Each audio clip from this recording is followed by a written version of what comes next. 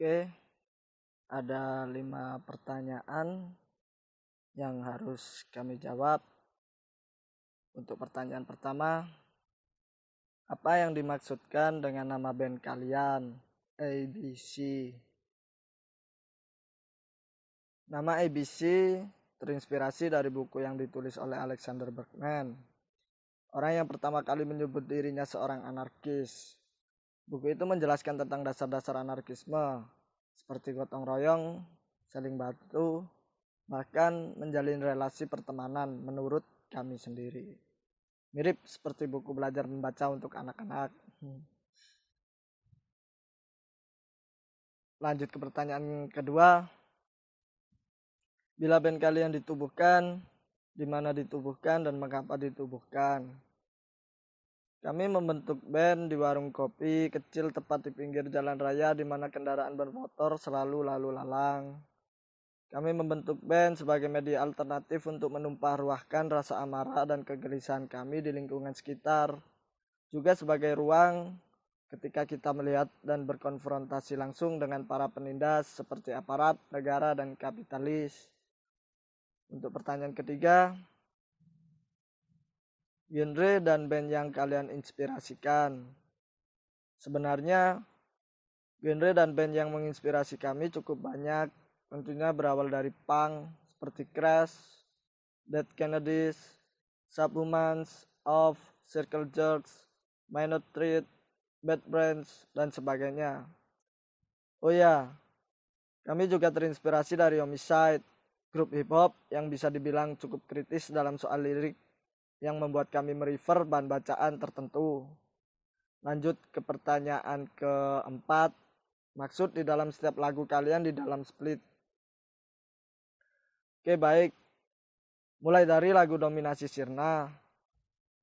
Lagu Dominasi Sirna sendiri tentang orang-orang yang mencoba mendominasi hidup orang lain, seperti memilihkan pilihannya sendiri untuk kehidupan orang lain. Mungkin kurang lebih seperti itu. Lagu Happy New Year adalah tentang ketakutan baru pada tahun 2020 ini, di mana penindasan, krisis iklim, kehancuran dunia yang baru itu muncul, yang sengaja diterapkan sedemikian rupa oleh kapitalis untuk menakuti orang-orang. Lanjut ke lagu Police Brutality. Siapa yang tidak kenal polisi sialan yang arogan dan superior? Kita ambil contoh pada kasus-kasus perampasan lahan di Indonesia. Polisi hanyalah alat atau bisa dibilang sebagai anjing penjaga para tiran. Polisi selalu menang dan banyak dari anggota polisi di sini yang sudah membunuh orang dari kalangan buruh, petani, mahasiswa, masa demonstran yang ingin menuntut keadilan serta mempertahankan ruang hidupnya. Namun, tidak ada satupun dari polisi yang dihukum sesuai perbuatannya kepada orang-orang yang sudah dibunuhnya. Jadi, mulai sekarang jangan percaya polisi ya. Karena polisi yang baik adalah oknum. Terakhir, rasisme. Rasisme adalah tentang rasisme yang menyebalkan.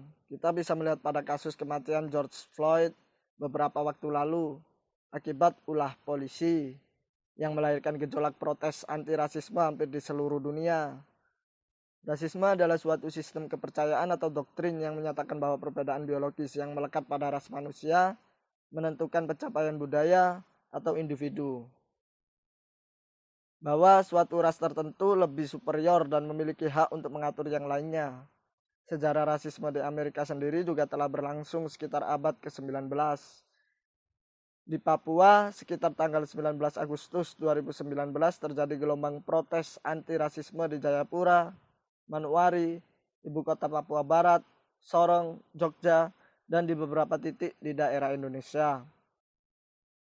Aksi protes itu dipicu ketika sekelompok personil TNI menggedor asrama mahasiswa Papua di Kemasan, Surabaya, disusul dengan Satpol PP dan Ormas yang mengepung asrama itu selama hampir 24 jam. Diiringi dengan bermacam makian bernada rasisme dan sesekali melempari batu ke arah asrama, bahkan sampai menembakkan beberapa kali gas air mata ke asrama mahasiswa Papua. Dan sekitar 43 mahasiswa Papua di asrama itu ditangkap paksa dan dibawa ke markas kepolisian Resor Kota Besar Surabaya dengan alasan Mereka melihat ada bendera merah putih yang dipasang pemerintah kota Surabaya jatuh ke selokan. Banyak yang sudah menjadi korban akibat tindakan rasisme terhadap bangsa Papua di Indonesia, di Yogyakarta, di Malang, di Semarang, dan lain-lain. Bahkan di seluruh penjuru dunia. Rasisme tidak bisa kita benarkan dan harus dilawan setegak-tegaknya. Sedikit mengutip kata-kata dari Angela Davis, "In a racist society, it is not enough to be non-racist. We must be anti-racist." Oke, lanjut ke pertanyaan terakhir. Harapan kalian untuk split ini? Kami percaya musik tidak dapat merubah tatanan sosial. Tapi besar harapan kami untuk split ini adalah menyadarkan satu atau dua individu untuk mengerti bahwa dunia ini sedang tidak baik-baik saja.